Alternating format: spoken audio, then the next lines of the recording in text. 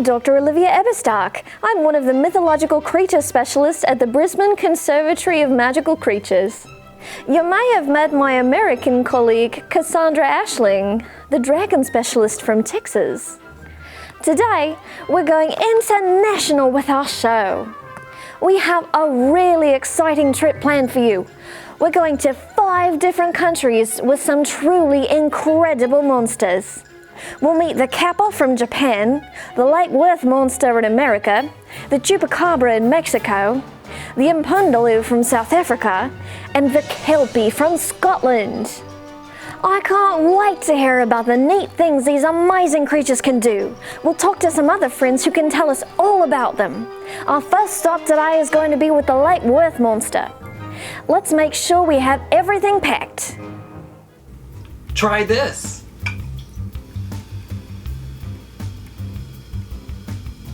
In order to travel to another country, you need a passport. A passport tells the country who you are and where you're from. The cool thing about a passport is when you enter a country, they stamp it. It's almost like getting a mini souvenir from that country. Let's go ahead and put our own passport together for our travels today. Here's what you'll need to create your passport. You'll need 1 sheet of colored cardstock, 2 sheets of regular paper. You can use white, or if you want to, you can use different colors, a pen or a pencil, a ruler, a pair of scissors, a stapler. I'm going to use stamps today to decorate my passport, but you could use stickers, you could use crayons, markers, colored pencils, whatever you want to use to decorate your passport with, and a glue stick. Don't forget, there are plenty of free printable passport templates online that you can print out. For the first step, we're going to go ahead and take our cardstock and fold it in half the long way.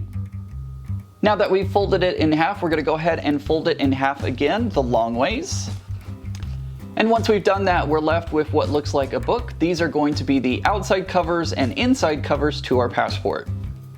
Next, I'm going to open it back up again, and I'm going to use my glue stick and glue the insides of my passport cover together, so that way it creates a hard shell. Before we go any further, I'm going to go ahead and decorate the outside of my passport. There we go, I have finished decorating the outside, and now I'm going to start working on the inside cover. I've grabbed my ruler and a pen, and I'm going to go ahead and open up my passport to the inside cover. And on this page, I'm going to make this the identifying page to let people know whose passport this is. Okay, I've drawn spaces for a picture, a name, a city, a state, and a country. Now that I've gotten my cover done for my passport, it's time to fill it with pages to be stamped on. So I'm going to take my 2 pieces of paper and fold them in half, the long ways. Once I've done that, I'm going to take my scissors and I'm going to cut on the fold line. Now that I've cut my paper, we have 4 long rectangles of paper, and I'm going to fold them in half along the long ways. I went ahead and grabbed my stapler. I have my pages that we just made. I'm going to push them into the fold of my cover for my passport, and now I'm going to put in 3 staples along the spine. And there we go, our passport is done, ready to be filled with stamps of the different locations we're going. Okay, I have the passport all ready to go. Passengers, this is your final call. Well, I better get this to Olivia. Here you go. Thanks, Ian. Now that I've got my passport, we're ready to go. First stop, Fort Worth, Texas, USA.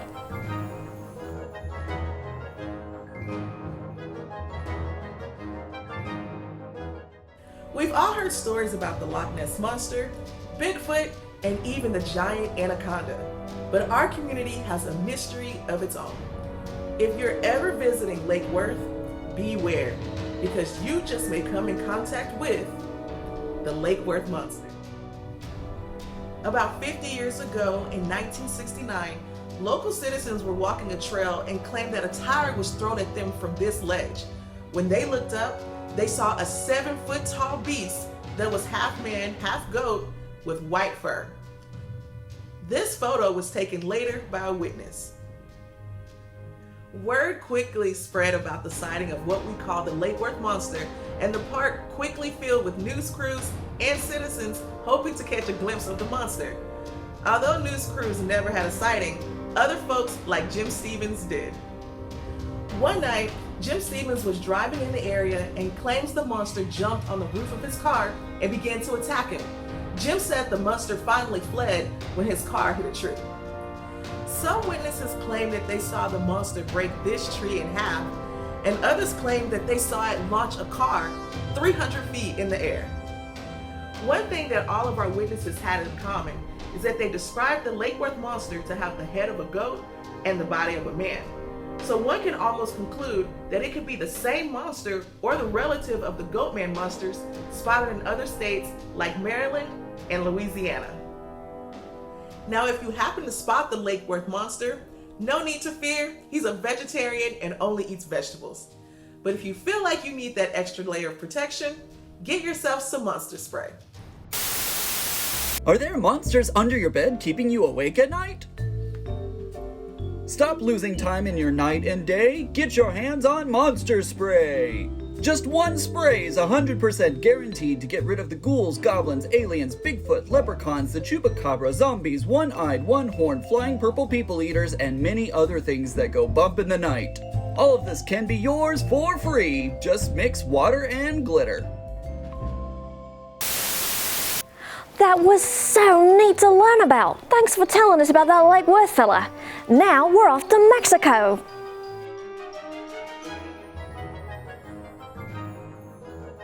Hi everyone! We've made it to Mexico, and that is located south of Texas, where you will find beautiful beaches, some really delicious food, but you will also find the legendary monster known as el Chupacabra. Hola a todos, hemos llegado a México, en donde vas a encontrar los mares hermosos, la comida muy sabrosa, pero también donde encontrarás al legendario monstruo conocido como el Chupacabras. The Chupacabra, whose name literally means goat sucker, is said to love places where it can find, you guessed it, goats or cabras. The sightings of chupacabras have been most common on farms, in rainforests, and even in deserts. Dilo conmigo, repeat after me. Chupacabra. A los chupacabras les encantan las cabras o goats. Los lugares más comunes donde se han visto han sido las granjas, las selvas y hasta en los desiertos. Chupacabras like to live under the soil, but nobody really knows, not even the experts. You may be asking, what does a chupacabra actually look like? Some witnesses have said chupacabras have leathery and scaly skin like a snake or a serpiente with a spiny back, and they walk on two legs. Yikes!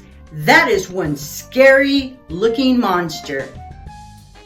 Dicen que a las chupacabras les gusta vivir bajo la tierra, pero nadie sabe, ni siquiera los expertos. Puede ser que se estén preguntando, ¿cómo luce un chupacabra?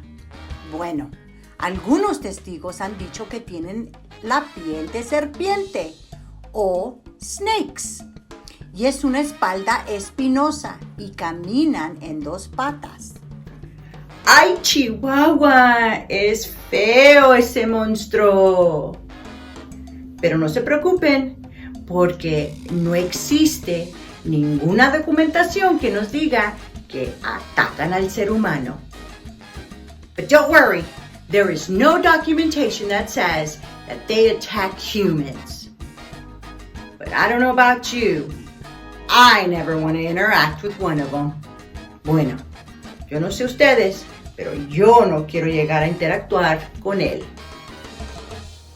Amazing! The Chupacabra is so cool to hear about. Thanks for telling us about it.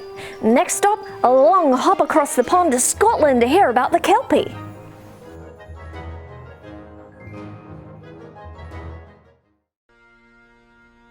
vast Scotland, filled with beautiful castles, rural landscapes, majestic nature, and wonderful creatures. Unfortunately, not all creatures are as cute as this Highland cow. Let's find out about some other creatures that live in the land of Scotland. According to Scottish legend, not all creatures are wonderful and kind. Lurking in rivers and streams lives a legendary beast who doesn't always have the best intentions. The name of this shape-shifting beast is Kelpie. A Kelpie is a shape-changing aquatic spirit of Scottish legend. Kelpies are said to haunt rivers and streams, usually in the shape of a horse. But beware, these are dangerous spirits. The Kelpie may appear as a tame pony beside the river. It is particularly attractive to children, but they should take care. For once you're on its back, its sticky magical hide will not allow you to dismount. Once trapped in this way, the Kelpie will drag you into the river and then eat you. Kelpies can also use their magical powers to summon up a flood in order to sweep a traveler away to a watery grave. The sound of a Kelpie's tail entering the water is said to resemble that of thunder, and if you are passing by a river and hear an unearthly wailing or howling, take care. It could be a Kelpie warning of an approaching storm. So, what do you think? Do you want to take a trip to Scotland and visit the Kelpies? And if you did so, would you decide to stay away? Or would you want to get close and touch that Kelpie? Either way, I think it's a good idea for you to visit and travel this beautiful land. Fascinating critter, that Kelpie. Thanks for telling us about it. Let's keep on going. Next, we're off to South Africa to learn about the Impindaloo.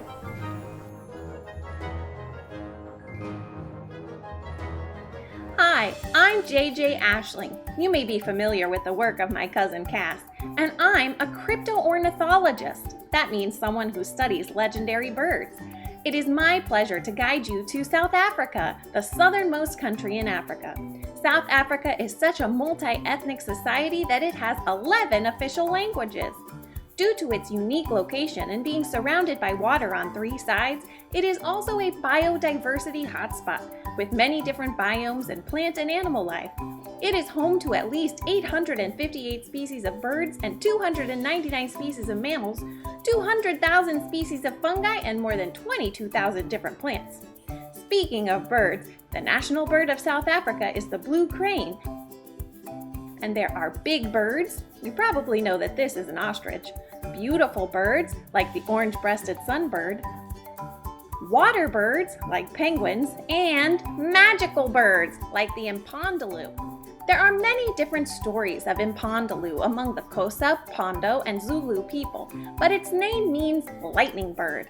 Impindaloo are evil birds associated with witchcraft. The beating of the Impindaloo's wings causes thunder, and lightning is caused by the bird rushing to the earth to lay a single large egg underground. Most agree that in its true form, an Impindaloo has red wings, though there are stories of both black and white bodies, and others say it has a green or blue tail. They can only be seen during a storm, and only by women. Here is some footage I was just able to capture as an Impindaloo became lightning to strike the ground. It was incredibly dangerous, but I take my work very seriously. Impindaloo are vampires. Don't worry, they only drink the blood of other birds. But Impindaloo can cause disease and other bad things to happen to people, and they can only be destroyed with fire. So that's one magical bird you'll want to stay far away from. Wow, what a cool beastie the Impindaloo is! Thanks for telling us about it. Maybe I can get a research grant to find out more later. For now, let's keep moving. Our last stop today is going to be in Japan to hear about the Kappa.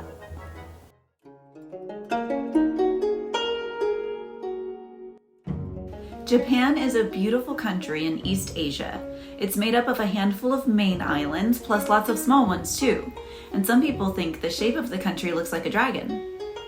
A lot of people live in Japan. It's the 11th most populous country in the whole world. When you think of Japan, you might think of advanced cars and robots, and they have a rich culture with lots of interesting stories that are passed down. We call that folklore, not just in Japan, but anywhere. So let's talk about a monster that pops up in a lot of stories in Japan. It's called the Kappa. A Kappa is a mischievous troublemaker found in rivers, like that one, lakes, and ponds, who's known to fart in public. Kappa translates as river child because these monsters are about the size of a small child, probably about your size or smaller even. But unlike you, hopefully, it smells like fish, has scaly skin like a reptile, and they might be blue or green or yellow with webbed hands and a beak and a sort of turtle shell on its back. Oh, and did I mention it has 3 butts? Technically 3 anuses, which is the part where it farts from. But since they have 3, they can fart 3 times as much and 3 times as loud as people. This unique and strange-looking character might sound a little silly, but they can be dangerous too. They're said to pull people or animals into the water if they get too close to the edge and drown them and eat them up. So let's talk about how you can get on their good side. Kappa loves cucumbers. That's their favorite food. So people make cucumber offerings to the Kappa at festivals, or they toss cucumbers into the river as a sort of superstition to appease this water spirit. Fun fact side note, Japan is known for its delicious sushi, and cucumber-filled sushi is called Kappa maki. Now, something else to know about the Kappa water monster. It has an indentation on its head. It looks sort of like someone bopped each one. And that part gets filled with water, but if the water spills or dries up, the Kappa gets weak and it loses all its powers. So legend has it that you bow to it. And it's a polite creature in some ways, so it will bow back, but when it does that, the water spills out of its head and the Kappa gets stuck. Then it has to serve you and do what you want it to. So now you know how to trick this trickster. My gosh, did we learn some incredible facts about these monsters today? That brings us to the end of our tour. This is only a small taste of the amazing world of monsters, and there's so much more to share. I hope you enjoyed learning about one of the creatures from Japan, Scotland, South Africa, Mexico, and the United States. Stay tuned to hear about some more ways you can learn about these magical creatures.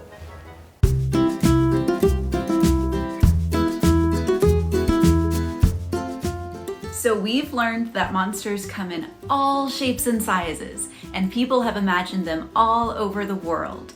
To learn more, check out these books. First up, we have picture books. Do Not Open This Book by Andy Lee. The Chupacabra Ate the Candelabra by Mark Tyler Nobleman. El Chupacabras, which is written in English and Spanish by Adam Rubin and Crash McCreary. Kids who are a little older might like The Princess in Black Takes a Vacation by Shannon Hale and Dean Hale. Spoiler alert, her peace is disrupted by a roaring sea monster.